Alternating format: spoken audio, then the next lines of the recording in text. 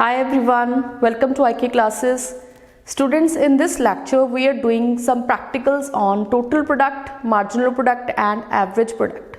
This is chapter number 5 production function और production function chapter का ये last topic है जिसमें हम practicals करेंगे. These are very easy practicals और इन प्रैक्टिकल्स को सॉल्व करने के लिए आपको कुछ फॉर्मूलाज की जरूरत पड़ेगी. अगर आपको फॉर्मूलाज क्लियर होंगे तो प्रैक्टिकल्स आप बहुत इजीली कर पाओगे.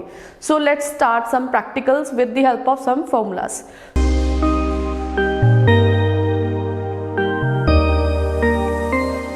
सो फर्स्ट ऑफ ऑल, अगर आपको टोटल प्रोडक्ट दिया रहेगा, यूनिट्स ऑफ वेरिएबल फैक्टर तो आपको गिवन होंगे, लेकिन आपको अगर टीपी गिवन है, आपने एमपी और एपी फाइंड करना है.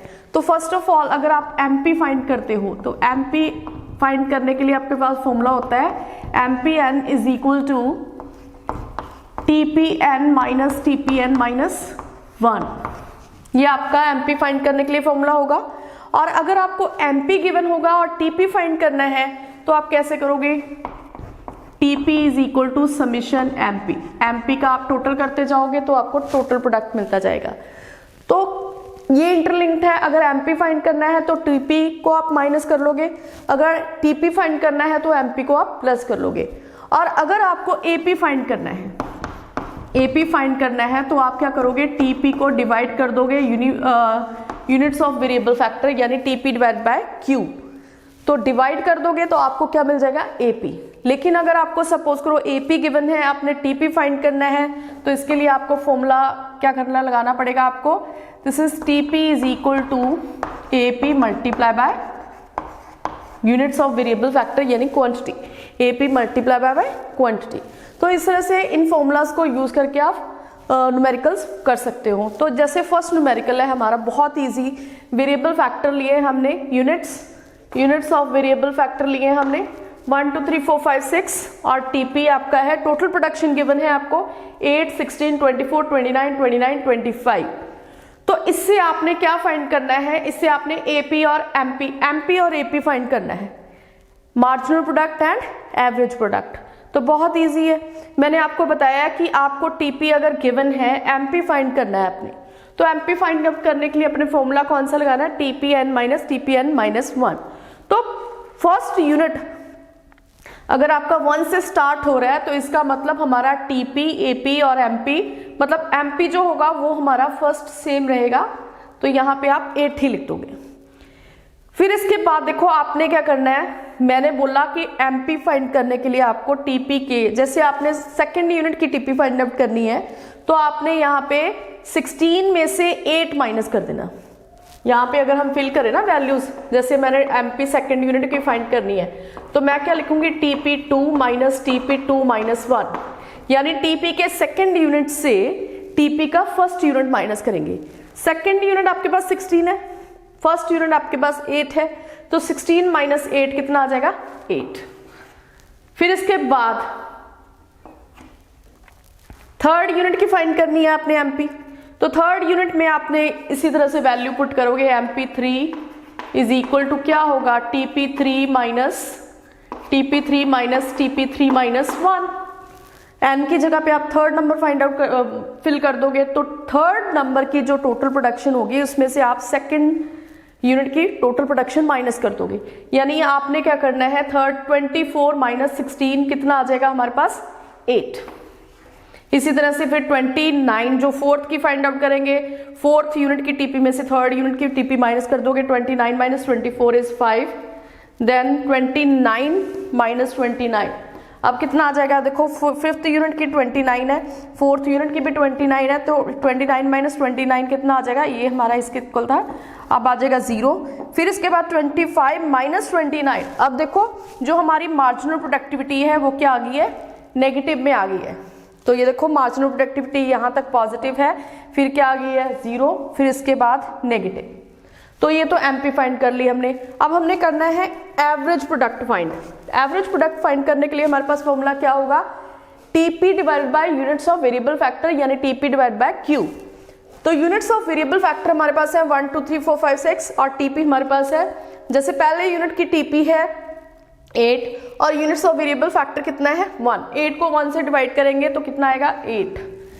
फिर इसके बाद 8 को 2 से डिवाइड करेंगे, कितना आ जाएगा 4। 8 को हम 3 से डिवाइड कर 16 को डिवाइड करना था हमने, यहाँ पे टीपी फाइंड करना ना हमने, तो टीपी यानी 16 है, 16 को 2 से डिवाइड करेंगे तो कितना आएगा 8। फिर इसके बाद 24 को भी हमने किससे डिवाइड करना है, 24 को 3 से डिवाइड करना है, तो ये भी हमारे पास 8 आ गया। फिर इसके बाद 29 को 4 से डिवाइड करेंगे, 29 को 4 से डिवाइड करेंगे, ये आ जाएगा हमारे पास 7.2 एंड 5, 7.25 आ जाएगा। फिर इसके बाद 29 को 5 से डिवाइड करेंगे तो कितना आ जाएगा, दिस विल बी 5.8, 5 5 से 25, तो यहाँ पे 4 आ जाएगा, 40 बना लेंगे तो 5 8 are 40। फिर इसके बाद 25 को 6 से डिवाइड करेंगे तो हमारे पास क्या आएगा, 25 डिवाइड बाई 6, दिस इज 4.1। तो ये हमारा एवरेज प्रोडक्ट आता है। तो एवरेज प्रोडक्ट इज पहले कांस्टेंट है, फिर इसके बाद क्या हो रहा है, फॉलिंग हो रहा है। फिर इसके बाद आता है हमारा सेकंड क्वेश्चन। सेकंड क्वेश्चन में क्या गिवन है, हमें units of variable factor given है 1 2 3 4 5 6 और हमारे पास एमपी गिवन है, मार्जिनल प्रोडक्ट गिवन है, हमें टोटल प्रोडक्ट और एवरेज प्रोडक्ट फाइंड करना है। तो बहुत इजी है, तो आपको एमपी गिवन है ना, तो जब आपको एमपी गिवन होगा, टीपी फाइंड करना है, तो टीपी फाइंड करने के लिए आपने क्या करना है, समेशन एमपी, यानी एमपी का हमने टोटल कर देना है। तो पहला यूनिट हमारा सेम रहेगा, दैट दिस इज 10। अब देखो मैंने कहा कि 1 by 1 फाइंड करने के लिए आप एमपी का टोटल करते जाओ। 10 + 12 कितना हो जाएगा, 22। फिर 22 में ये 14 प्लस कर दो 36, 36 में ये वाले 12 प्लस कर दो तो कितना आ जाएगा 48, 48 + 7 is 55, then again 55 divide by 5 is 55 + 5 is 60। तो ये हमारे पास टोटल प्रोडक्शन है। फिर इसके बाद हमने करनी है एवरेज प्रोडक्ट फाइंड करनी है, एपी। तो एपी के लिए आपके पास फॉर्मूला है, that is TP divide by quantity. तो आपने टीपी को आउटपुट यूनिट्स के साथ डिवाइड कर देना है। तो 10 divide by 1 that is 10, 22 divide by 2 is 11, then 36 divide by 3 is 12, 48 divide by 4 is 12, 55 divide by 5 is 11 and 60 divide by 6 is 10। तो ये हमारा हो गया average product. Let's do third numerical. इसमें आपको units of variable factor given है और आपको एवरेज प्रोडक्ट गिवन है। जैसे आपको units of variable factor given है 1 2 3 4 5 और आपको एवरेज प्रोडक्ट गिवन है 50 45 40 35 30। आपको टीपी और एमपी फाइंड आउट करना है। तो अभी आपको मैंने बताया था, अगर आपको एपी गिवन होगा आपने टीपी निकालना है। तो एपी गिवन है आपको, तो आपने क्या करना है, टीपी निकालना है। तो एपी को आप क्या करोगे, क्वांटिटी से मल्टीप्लाई कर दोगे, यानी एपी को अगर हम क्वांटिटी से, यूनिट्स ऑफ वेरिएबल फैक्टर से मल्टीप्लाई कर देंगे तो हमारे पास टोटल प्रोडक्ट आ जाएगा। तो यहाँ पे देखो 50 को 1 से मल्टीप्लाई करेंगे तो कितना आएगा, टोटल प्रोडक्शन हमारा 50 आ जाएगा फर्स्ट यूनिट का। फिर इसके बाद 45 को 2 से मल्टीप्लाई कर देंगे इन दोनों को, ऐसे 45 × 2 कितना आ जाएगा 90। फिर इसके बाद ये हमारा टोटल प्रोडक्शन का सेकेंड यूनिट क्या आ गया 90। Then again 40 × 3 is 120, 35 × 4 is 140 and 30 × 5 is 150। तो ये हमारा टोटल प्रोडक्शन हो गया। फिर इसके बाद हमें मार्जिनल प्रोडक्ट निकालना है। मार्जिनल प्रोडक्ट तो इजी ही है, हमने क्या करना है, मार्जिनल प्रोडक्ट निकालने के लिए फॉर्मूला क्या होगा हमारा, TPN - TPN - 1। तो याद रख लो, first unit of variable factor के पे ऊपर आपका टीपी, एपी और एमपी सब सेम रहेगा। इसका मतलब जो हमारा फर्स्ट एमपी है दैट इज 50। अब देखो 90 - 50 करेंगे तो हमारा सेकंड यूनिट का एमपी आ जाएगा 40। फिर 120 - 90 करेंगे 30, फिर 140 - 120 is 20 and then again 150 - 140 is 10। तो ये हमारा एमपी हो गया। नेक्स्ट क्वेश्चन है, सम जो क्वेश्चन है यहाँ पे कुछ मिसिंग फिगर्स होंगे, तो ये मिसिंग वैल्यूज के ऊपर है, मिसिंग होंगे कुछ फिगर्स आपके, तो वो आपने फाइंड आउट करने हैं। तो यहाँ पे देखो इस बॉक्स में आपको कुछ वैल्यूज नजर आ रही हैं, लेकिन यहाँ पे कुछ वैल्यूज आपकी यहाँ पे मिसिंग है। तो मिसिंग वैल्यूज कैसे फाइंड आउट करते हैं, अगर आपको 0 से स्टार्ट हो जो भी आपका वेरिएबल फैक्टर है, यहाँ पे देखो टीपी के सेकंड यूनिट पे 10 दिया हुआ है, लेकिन टीपी के फिर फोर्थ यूनिट पे 24 दिया हुआ, बाकी सारे मिसिंग है। एपी का आपको जो third unit of variable factor है वो आपको 6 गिवन है, फिफ्थ यूनिट का 5 गिवन है, बाकी सारे मिसिंग है। और एमपी आपको क्या गिवन है, फर्स्ट यूनिट पे 4 गिवन है, बाकी सारे क्या है, मिसिंग है। तो इनको आपने फिल कैसे करना है, तो याद रख लो यूनिट्स ऑफ वेरिएबल फैक्टर जब आपको 0 गिवन होगा तो टोटल प्रोडक्शन भी आपका क्या होगा, 0, क्योंकि जो वेरिएबल फैक्टर अगर हमने नहीं लगाया तो टोटल प्रोडक्ट भी हमारा 0 होगा। तो एपी और एमपी हमारी क्या होगी, ब्लैंक होगी, यहाँ पे कुछ भी नहीं आएगा। फिर मैंने आपको फिर से बोल रही हूँ कि टीपी, एपी और एमपी फर्स्ट यूनिट पे सेम रहेंगे। तो अगर आपको एमपी यहाँ पे 4 गिवन है तो आपका टीपी भी 4 होगा और एपी भी 4 होगा। फर्स्ट यूनिट पे आपके सारे वैल्यूज जो हैं वो क्या रहेंगे, सेम रहेंगे। फिर इसके बाद देखो टीपी का आपने कंप्लीट करना है, तो आपको एवरेज प्रोडक्ट यहाँ पे गिवन है 4, यहाँ पे कितनी गिवन है, 6। तो एवरेज प्रोडक्ट अगर आपको गिवन होगी तो टोटल प्रोडक्ट आप इजीली फाइंड आउट कर सकते हो एपी को क्वांटिटी से मल्टीप्लाई करके, यानी 6 × 3 दिस इज 18। तो यहाँ पे हमारा जो कंप्लीट होगा बॉक्स यहाँ पे 18 आ जाएगा। फिर इसके बाद देखो जो एपी फिफ्थ यूनिट की आपको गिवन है वो कितनी है, 5।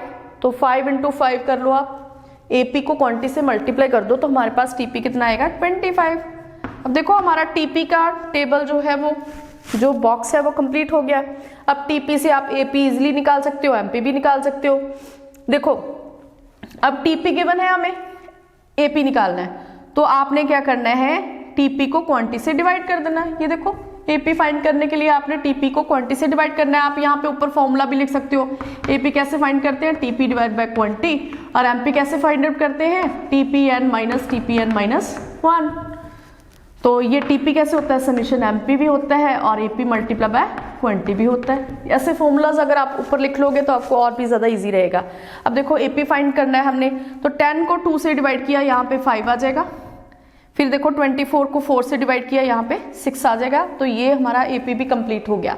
फिर इसके बाद एमपी को आपको पता है कि टीपी को माइनस करके आता है, तो हमने क्या करना है, पहले यूनिट का हमें पता है, सेकेंड यूनिट की एमपी क्या आएगी, 10 - 4 दिस इज 6।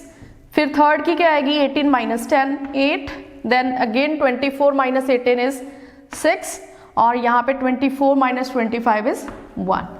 तो इस तरह से ये हमारा बॉक्स जो है वो कंप्लीट हो गया। फिर इसके बाद नेक्स्ट भी हम कुछ मिसिंग वैल्यूज कर रहे हैं।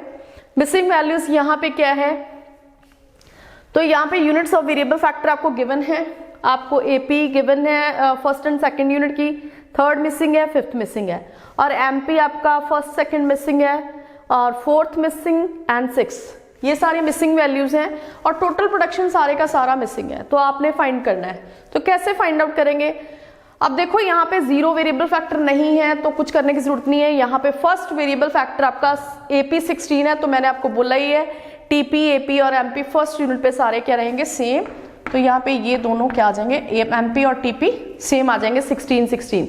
अब देखो एपी गिवन है तो आप टीपी निकाल सकते हो, एपी को क्वांटिटी के साथ मल्टीप्लाई करके आपने टीपी निकाल लेना, यानी 20 × 2 इज 40। आप टीपी को कैसे निकालोगे, एपी मल्टीप्लाई बाय क्वांटिटी, या आप समीशन एमपी कर दोगे।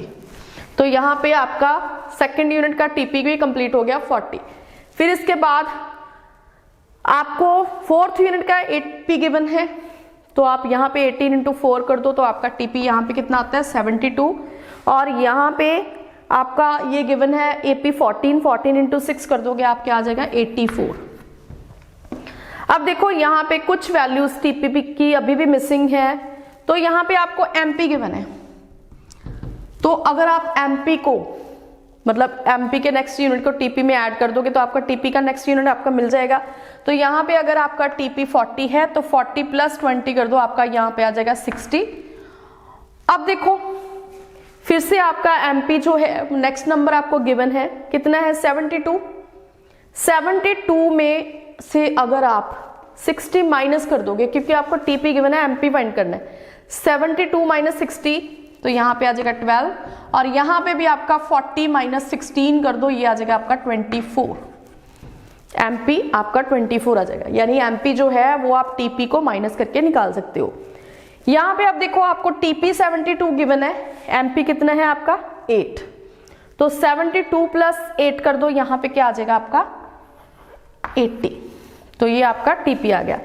अब देखो MP का लास्ट नंबर बचा, MP का लास्ट नंबर आपने मिसिंग ढूंढना है, तो मैंने कहा कि TP को माइनस कर लो तो आपका MP आ जाएगा 84, माइनस 80 कर दो तो आपका MP कितना आ जाएगा 4। फिर अब यहाँ पे एवरेज प्रोडक्शन की कुछ 2 वैल्यूज और मिसिंग है, तो नेचुरली आपके पास TP पड़ा है, तो TP को क्वांटिटी से डिवाइड कर दो, आपको क्या मिल जाएगा एवरेज प्रोडक्शन।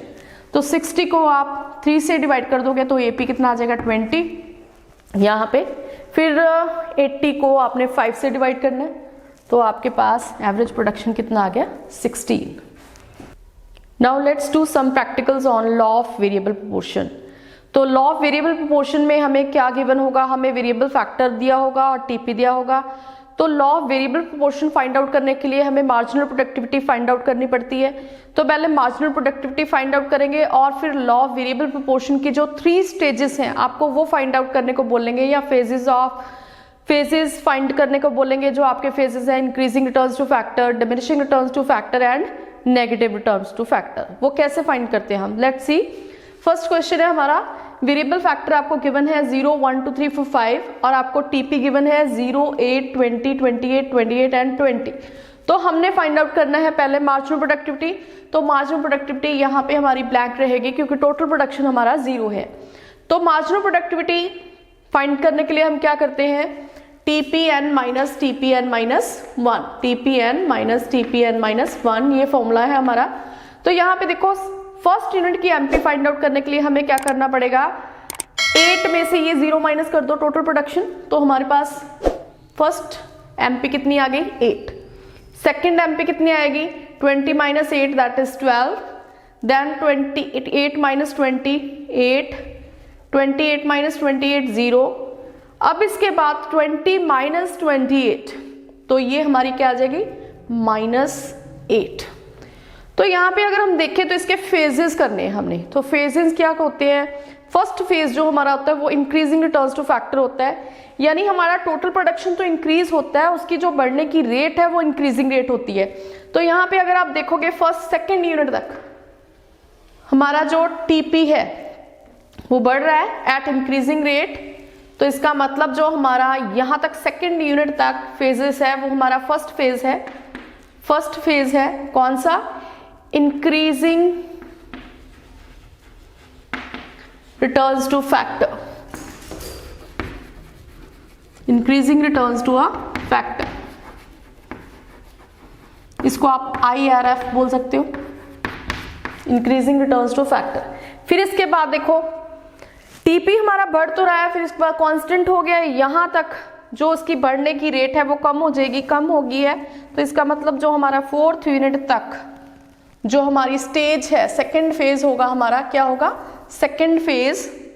तो ये हमारा सेकेंड फेज है, सेकेंड फेज क्या होगा, diminishing returns to a factor, diminishing returns to a factor, मतलब कहीं ना कहीं जो हमारा टोटल प्रोडक्शन है वो कांस्टेंट हो गया है और जो हमारी MP है वो क्या हो गई 0, यानी पहले 8 थी अब कम हो गई है, फैक्टर 0 हो गई है, तो इसको आप DRF बोल सकते हो, diminishing returns to a factor. फिर इसके बाद जो हमारी मार्जिनल प्रोडक्टिविटी है वो क्या होगी नेगेटिव, यानी TP हमारा फॉल हो गया है, MP हमारी नेगेटिव हो गई है, तो ये हमारा थर्ड फेज है, this is negative returns to a factor, negative returns to a factor, तो इसको आप क्या बोल सकते हो NRF। Let's do another practical on law of variable proportion. This is given as variable factor as 0, 1, 2, 3, 4, 5, 6 and total production is 0, 50, 110, 150, 180, 180 and 150। तो हमें यहाँ पे इसके फेजेस पूछे गए हैं, तो फेजेस हम कैसे फाइंड आउट कर सकते हैं, हमें मार्जिनल प्रोडक्टिविटी को फाइंड करना पड़ेगा। तो मार्जिनल प्रोडक्टिविटी मैंने आपको पिछले न्यूमेरिकल में भी बताया कैसे फाइंड करते हैं हम, TPN माइनस TPN माइनस 1। तो फर्स्ट यूनिट की यहाँ पे देखो 0 वेरिएबल फैक्टर है, तो टोटल प्रोडक्शन हमारा क्या है 0, तो इसका मतलब MP हमारी हमें नहीं पता कितनी होगी, मतलब ब्लैंक होगी यहाँ पे। अब देखो फर्स्ट यूनिट की जो टोटल प्रोडक्शन है वो 50 है, तो एमपी हमारी क्या आएगी, 50 माइनस 0 कर दो तो ये हमारी आ जाएगी 50। फिर इसके बाद सेकेंड यूनिट की 110 माइनस 50, दिस इज 60। फिर 150 माइनस 110 40, फिर 180 माइनस 150 30, देन क्या आ जाएगा 180 minus 180, this is 0 and 150 minus 180 is minus 30। तो ये हमारे पास मार्जिनल प्रोडक्टिविटी है। मार्जिनल प्रोडक्टिविटी से ही हमें एलवीपी की स्टेजेस फाइंड आउट होंगी। तो अगर मैं सेकेंड यूनिट तक देखूं तो यहाँ पे जो है, यहाँ पे हमारा फर्स्ट फेज है, बिकॉज यहाँ पे टोटल प्रोडक्शन इंक्रीज हो रहा है एट इंक्रीजिंग रेट। तो एमपी हमारी 50 से 60 हो गई है, इंक्रीजिंग रेट है, तो ये हमारा फर्स्ट फेज है। तो इसको मैं बोलूंगी IRF, increasing returns to a factor. फिर इसके बाद अगर फिफ्थ यूनिट पे देखें तो फिफ्थ यूनिट तक हमारी जो टोटल प्रोडक्शन है वो इंक्रीज हो रही है और कहीं ना कहीं कांस्टेंट हो गई है। जो एमपी है वो डिक्लाइन हो रही है, डिमिनिश हो रही है। तो ये हमारा सेकेंड फेज होगा। Second phase, this is diminishing returns to a factor. तो ये हमारा डिमिनिशिंग रिटर्न्स टू फैक्टर। फिर इसके बाद सिक्स यूनिट पे जो हमारी टीपी है वो क्या हो गई है, फॉल, और एमपी क्या है, नेगेटिव है। तो ये कौन सा स्टेज होगा, थर्ड स्टेज या थर्ड फेज। इसको हम बोलेंगे negative returns to a factor, negative यानी INRF, negative returns to a factor. तो ये इस तरह से क्वेश्चन आपको इस टाइप के पूछे जा सकते हैं। तो अगर आपको कोई भी डाउट होगा then you can ask me in comment section, and कोई भी प्रॉब्लम है you can ask me. So this is the end of the chapter. Thank you so much for watching my videos.